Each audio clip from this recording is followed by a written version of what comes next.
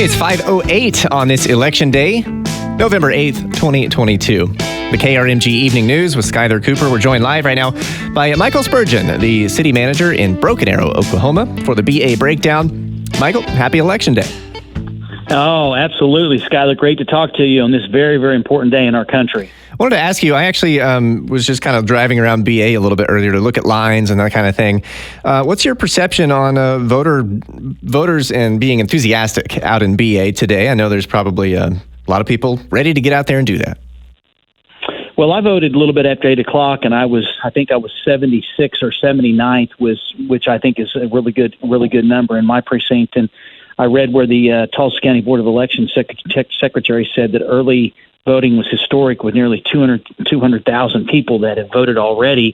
So I think that enthusiasm is out there right now for not only just our region, but also for our country. So it's exciting that election day is here, and this is our opportunity. The polls are still open to go out and select those people that we'd like to see represent us. The stuff that gets a lot of attention, we talk about this a lot, the things that get big attention on cable shows and what have you, or the president and the Congress, that kind of thing. But really, when it comes down to like who's going to fix your roads and stuff, that's your city councilors, that's your local races. So I was just curious if you find that to be one of the most important reasons people in Broken Arrow specifically get out to vote. I tell you, there's a great turnout or support for voting here in our community, and that includes at all levels of government. And obviously, city council is the government or the level of government where they governs the closest to the people. And so I do see there a lot of enthusiasm. We had a record turnout just about 2 years ago when we voted, and I just see folks in Broken Arrow paying attention to what's going on around our area. But you're exactly right. Council members make decisions about budget. Our budget's $311 million. You got county commissioners are on the ballot, and then you get into our state officials, which are just important because they're making laws and creating legislation that affect the day-to-day lives of citizens. And so, to me, yes, it's very important for municipality, but at all levels of government, there's an effect on our rights as citizens and how we're governed. So I think that regardless who you support, it's important to get out there and get to the polls before they close at 7 o'clock tonight. All right, let's change gears a little bit. Something that I think is just really fun in Broken Arrow.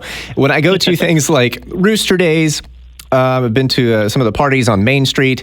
You see Broken Arrow police officers riding around on bicycles, and we've done some stories on why that's effective when you have events. But now, I understand the City Council has approved a new form of transportation for Broken Arrow police officers, and that is horseback. Newsflash, baby. Coming in 2023, Broken Arrow Mounted Police Patrol. It's going to be on the street.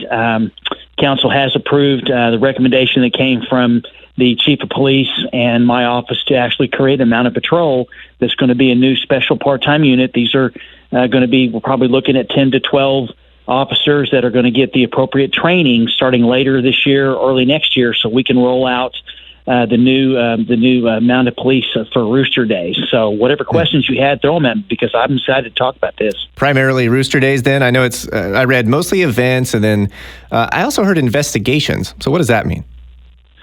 Well, there's going to be a lot of different events. I mean, it just depends. We have multiple parades this year. I could see the mounted patrol at homecoming. I could see that the Christmas parades. With regard to searches and actually in operations, I mean, when you put an individual on a horse, you're up higher.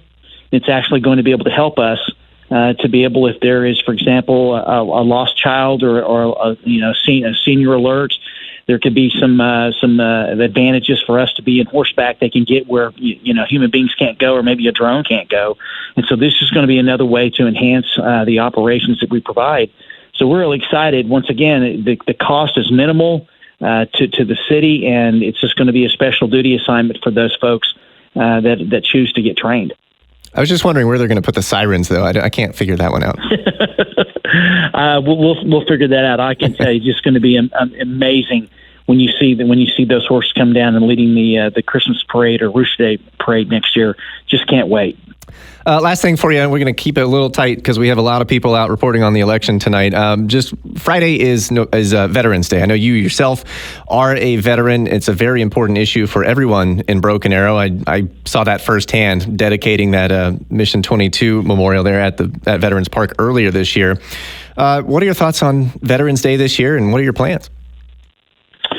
Well, I consider it a privilege to have had the opportunity to serve this great nation in the 80s and early 90s and serving in the Army. And I look back fondly and so many lessons I learned. And to me, it still holds a great value and a sentiment to me. I've had family members that served with me, and this is our opportunity to recognize every single person that has put that uniform on to represent our country. Some have made the ultimate sacrifice to preserve the freedoms that we have. And so every Veterans Day, I try to get to a ceremony to pay homage to those people that have served and to thank them when I get the opportunity. And, for us, Broken Arrows is a community that we, I can tell you, I just get a little teary-eyed when I think about it, the commitment we make to our veterans with our new facility with the Mission 22. I mean, we do a lot for our veterans, and we support our veterans because we know the sacrifices that they make, and in some cases they continue to make when they come home. And so I think it's just important everybody take a few minutes and thank a veteran if they get a chance this week, and especially Friday. It's just an amazing day, and we just have an amazing country, and it's because of those people that have served. Broken Arrow City Manager Michael Spurgeon, this is the BA Breakdown. Michael, always great talking to you, and we'll do it again next week. Thanks, Skyler. Take care, my friend.